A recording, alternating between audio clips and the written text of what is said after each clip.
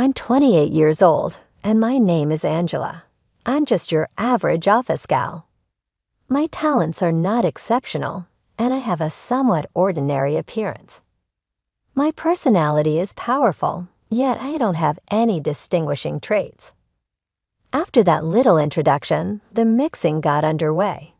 It was a social gathering with men from a somewhat larger firm than ours, organized by a few ladies from the department next to mine.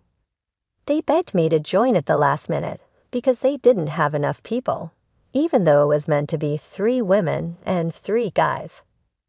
Though I don't consider myself very gorgeous, I also don't believe I'd destroy the atmosphere by being too ugly.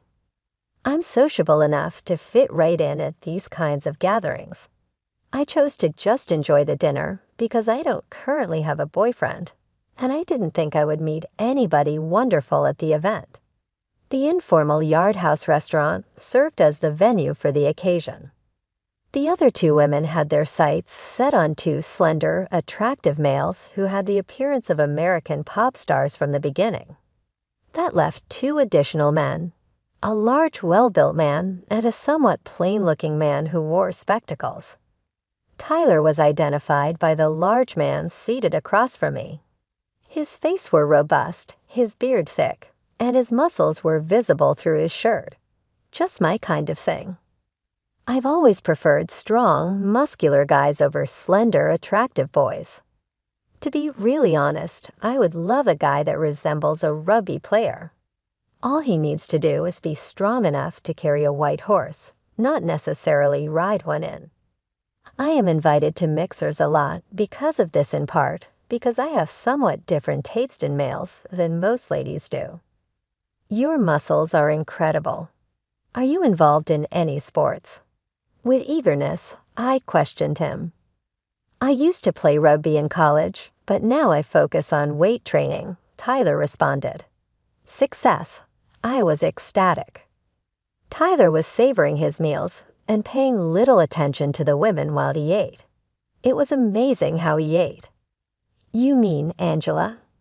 Do you also exercise? Joining the chat, Tyler inquired. Are you able to tell? My pastime is working out. I smiled in response.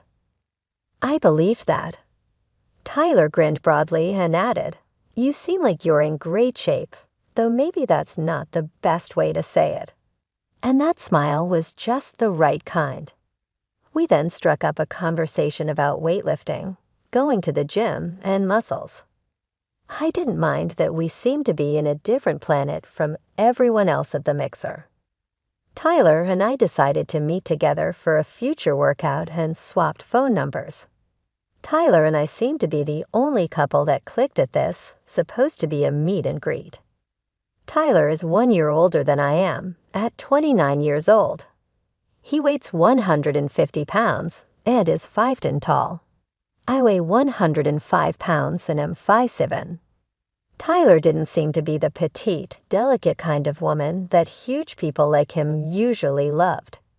He was overjoyed that we were both bodybuilding enthusiasts. We performed typical date activities, like going out to eat and seeing movies, in addition to going on exercise dates. Conversations like, I want gym equipment in the living room when we get married, and we'll need a big living room for that, started to naturally arise. My folks seemed to genuinely enjoy Tyler when I asked him over to meet them. He seemed happy and nice, and I had the impression that marriage was not too far off. I'm hoping to pay Tyler a visit next week. I've heard that Tyler was raised primarily by his elder sister, who is 6 years older than him, after losing his mother when he was a little toddler. While dealing with a mother-in-law may be more difficult, there may be some usual sister-in-law problems. When I arrived at Tyler's house for the first time, I was anxious, but his gorgeous sister Evelyn welcomed us. She is 6 years Tyler's senior and in her mid-30s. I couldn't take my eyes off of her stunning appearance. At my height, she had Tyler's polished appearance, but she was also thin and muscle-free. Her beautiful long black hair stood out. Like Tyler, Tyler's father has thick eyebrows and a muscular build. We had a little issue when Evelyn prepared us homemade seafood spaghetti because I have a shellfish allergy. "Evelyn, I'm sorry, but I'm allergic to crab and shrimp," I said. The shrimp and crab on the spaghetti would cause me hives, so I had to stay away from them. "I thought I told you about the allergy, didn't I?" Evelyn remarked, becoming rather alarmed. Tyler should have known about my allergy because we frequently share meals. I was unaware of that. "I'm sorry, Angela," stated Tyler. "It's okay, Tyler," I said with a smile. "Could you please eat this shrimp and crab for me?" With a joyful, "Of course," Tyler grabbed the shrimp and crab off my plate. Evelyn's lip did seem to get a little serious, but I didn't give it any thought. In an attempt to diffuse the situation, I responded, "I'll be more careful next time." However, Evelyn went on, "Angela, he won't be able to eat shrimp or crab anymore if you marry him." Though I hadn't given it much attention previously, I reasoned that I could cook without using any substances that might aggravate my allergy. When Evelyn remarked, "It's really a shame because he loves them so much," I began to feel a little sorry. Was I to blame, she asked. I was perplexed. With haste, Tyler chimed in, "Don't worry. I can always come here for shrimp and crab, or I can always eat them when I go out." For the remainder of the stay, Evelyn would not stop talking about how much Tyler used to adore crab and shrimp, and how she would always make them for him when she was in the kitchen. Her remarks left me feeling a little uncomfortable. Later, when she saw Tyler off at the door, Evelyn said, "Even after you're married, you're always welcome to visit." It felt like she was hinting that I was somehow taking Tyler away from her. On the way home, I told Tyler, "It seems like your sister doesn't think very highly of me. I didn't know you liked crab and shrimp so much." I was feeling a bit down, but Tyler reassured me.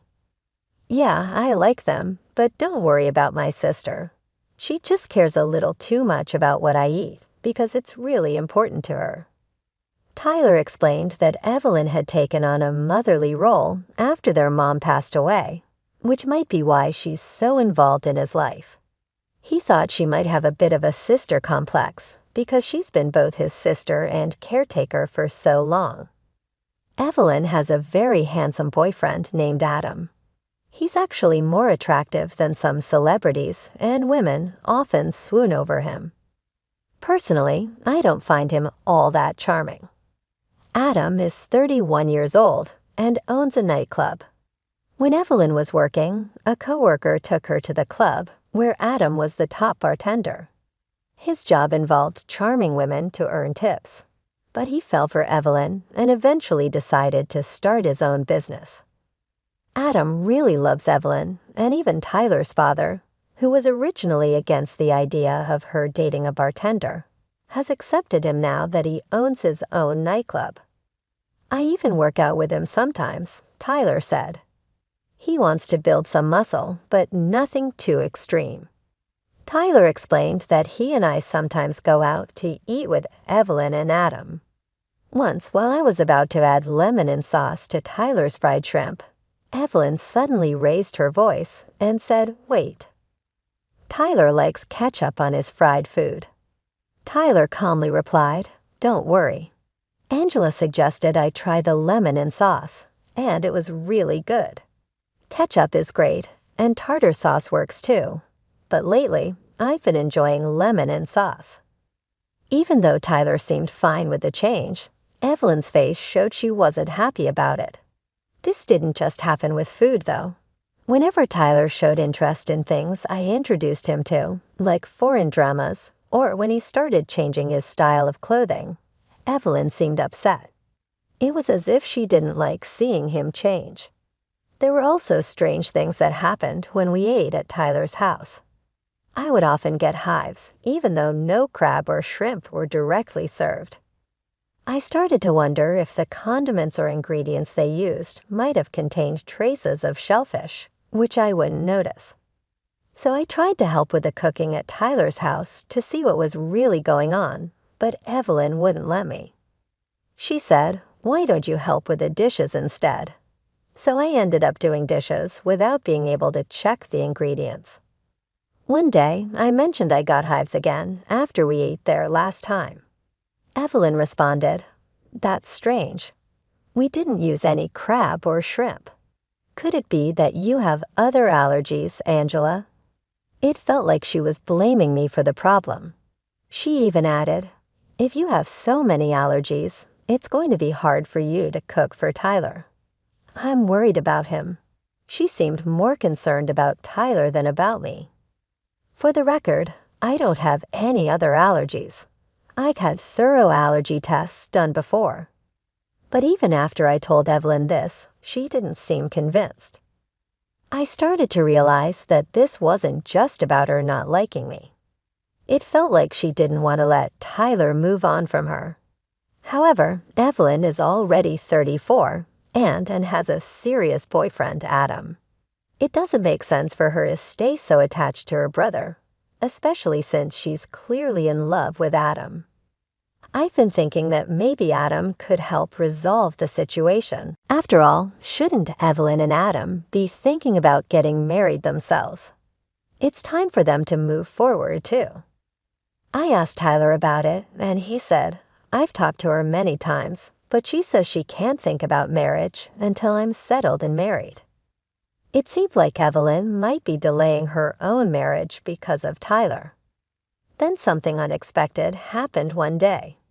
Evelyn and Adam invited us over for a meal. Right after Tyler excused himself to go to the bathroom, Evelyn stood up too, saying she needed to step out.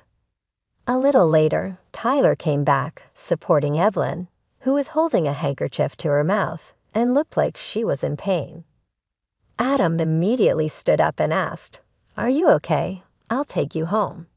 But Evelyn refused and said, "It's fine. We've already ordered the food, so enjoy yourselves. I'm going home with Tyler." So they left together, leaving Adam and me alone. It felt a little awkward, but since it was a fancy Italian meal, we tried to enjoy it. Then, out of nowhere, Adam looked at me and said, "Angela, you're unique, very creative and lovely." As a former bartender, he knew how to charm women. But what shocked me was what happened next. Adam gently took my hand and whispered, "Hey, how about we have some fun together?" I was stunned.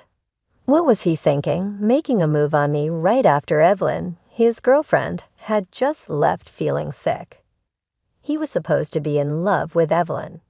Handsome as he was, his behavior was completely out of line. I pulled my hand away and said, "Please stop joking. Evelyn would be upset if she heard this." But Adam's response surprised me. With a sly smile, he said, "She won't be upset."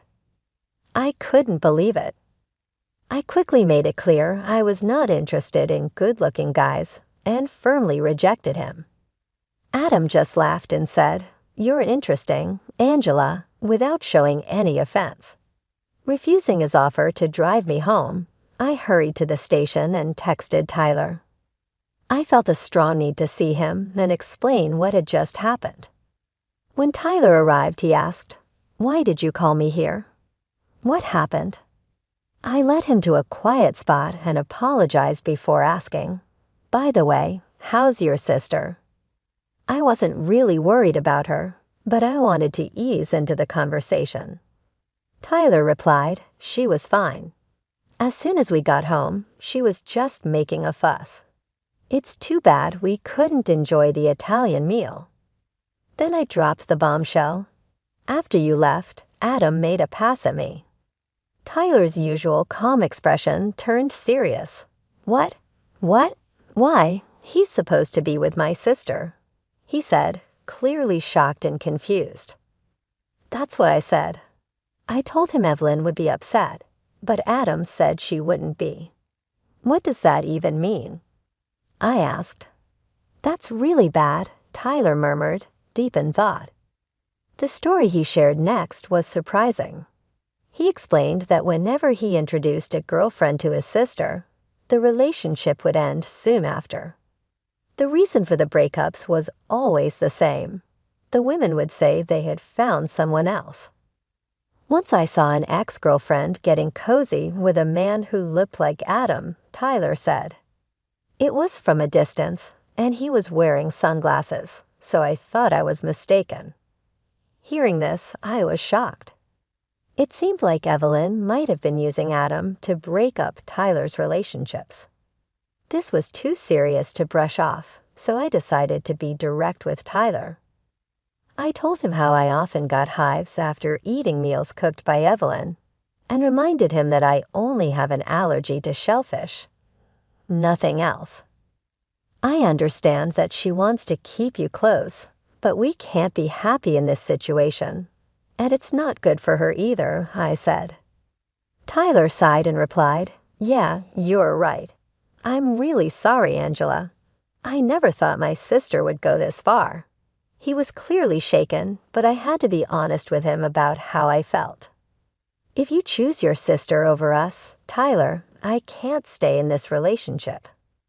Tyler responded without hesitation, "I choose you, Angela.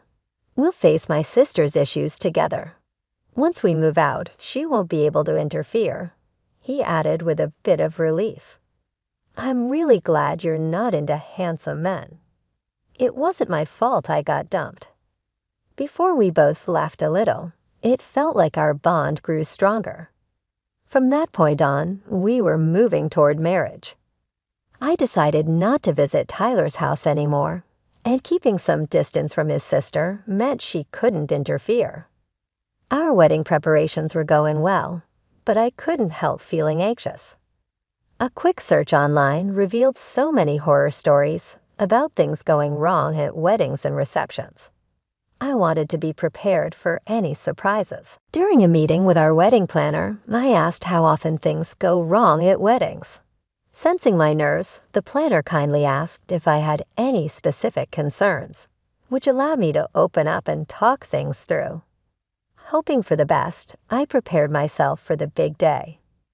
On our wedding day, I went into the dressing room feeling excited, but what I saw left me in shock. Evelyn was there, furiously tearing apart my wedding dress with a large cutter knife. Around her feet, there were trampled accessories scattered everywhere. I had expected she might try to sabotage the wedding, but I thought it would be something like spilling water or coffee on the dress. Know this, I never thought she would actually cut the dress with a knife. It's all ruined now. "What a shame," Evelyn said, a smile on her face. But I stayed calm and said, "It's all rentals anyway. Most people don't buy expensive custom-made dresses for weddings." Her smile faded a little. "What? But you can't have a wedding without a dress," she exclaimed. "That's why I have a spare dress prepared," I replied calmly. "I liked the one you ruined more, but I'll just go for the other one." Just then, there was a knock on the door, and Tyler walked in. He froze when he saw the scene. "Evelyn, why would you do this?" he asked, clearly shocked. The wedding planner, who was with me, said, "All these dresses and accessories belong to the venue. Should I report the damage to the police?" Tyler quickly replied, "We'll cover the costs. I don't want a criminal in the family on our wedding day." When Evelyn heard the word criminal, she finally seemed to understand the seriousness of what she had done. She started yelling, "Criminal? What are you talking about? I'm just against this marriage." "Too bad," I said, "but we're already legally married. We're officially a couple, so canceling today's ceremony won't change anything." Evelyn looked shocked, then collapsed to the floor, murmuring, "No, that can't be true. It's a lie." Tyler knelt down beside her and gently said, "Please stop, Evelyn. I don't want to hate you." At his words, she broke down, crying like a child, calling out for him. Tyler asked to take her out of the dressing room so I could fix my makeup and change into the spare dress. By then, both our families had arrived at the venue, and even Adam had shown up. "I can't believe she actually did it," Adam said, which made me wonder why he didn't stop her if he knew what was coming. But maybe he didn't want to intervene since he had been an accomplice in other situations. I left Evelyn in Adam's care, still unable to stop her tears. Tyler and I explained everything to our parents.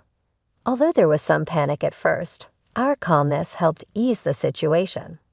We decided to focus on getting through the wedding and reception as smoothly as possible. During the wedding, Evelyn kept crying, and at the reception, she constantly wiped her eyes with a handkerchief.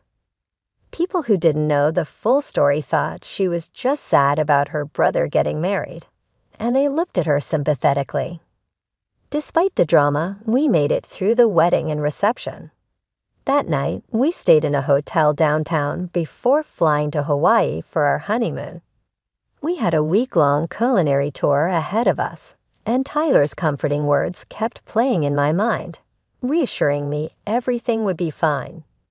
"I don't want to dislike you any more than I already do," Tyler had said to Evelyn.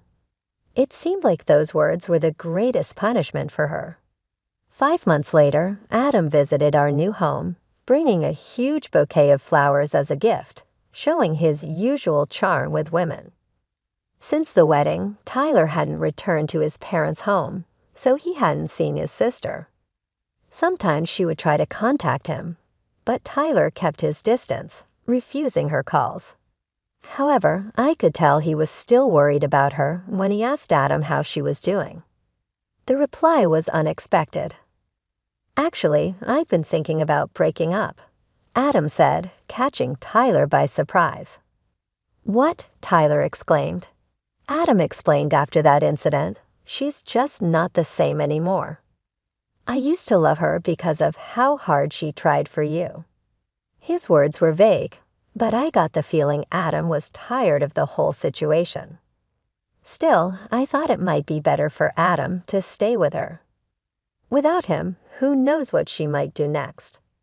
Maybe she would get married and have kids. If she had a son who looked like Tyler, she might regain her old self. I suggested trying to protect our peaceful life, especially now that I was pregnant. I couldn't help but feel anxious about what Evelyn might do if we had a boy who resembled Tyler. To my surprise, Adam was thrilled by the idea. "I hadn't thought about marriage before, but I'll consider it," he said enthusiastically. Just a month later, Adam and Evelyn registered as a married couple. His quick decision-making as a former bartender was astonishing. Not long after, I gave birth to a baby boy who looked just like me, which came as a relief. I knew Evelyn wouldn't be interested in him, though I hadn't been very keen on the idea of having kids before. I quickly grew attached to our son and appreciated how special he was. I could now understand in part Evelyn's strong attachment to Tyler. Tyler warned me, "Angela, don't end up like my sister one day." His face was confused and melancholy. Adam and Evelyn also went on to have a kid in the interim. Evelyn's pregnancy and delivery went just as planned, but instead of a boy that resembled Tyler, they were blessed with a stunning little girl who is as priceless as a pearl. To our astonishment, Adam developed an obsession with their daughter instead of Evelyn. He would give us sweet photos of her as a child, even though we hadn't asked for them since he was so enamored with her. She recently celebrated her first birthday and has grown even more endearing and adorable. While our little naughty 3-year-old is quite the handful, his charm is only enhanced by his mischievous nature. Adam makes jokes about how he'll stop at nothing to frighten away any potential suitors his daughter may have in the future. That seems to be a protective trait shared by Adam and Evelyn. It seems like they fight a lot about their daughter, but to be honest, I don't care. I do find it a little odd, though, because they never give us pictures of the entire family, only their kid. But that's not my business. That's theirs. In addition, I already have too much on my plate because I have twins due in 3 months. The young ones need a lot of care because they are already as busy as tiny monsters.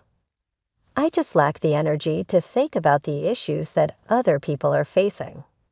Tyler now spends much of his time on the training machine we put up in our large living room.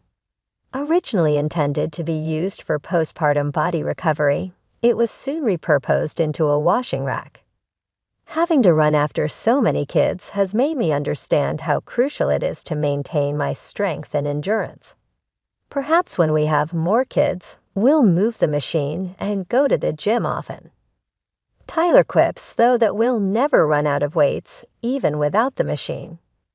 As he says this, I am reminded of how much I love him as I watch him perform squats with our son on his back. I'm sure I won't turn into his sister because of it. All I can hope for is that our children will grow up to find fantastic companions and enjoy the type of amazing life I've been fortunate enough to lead.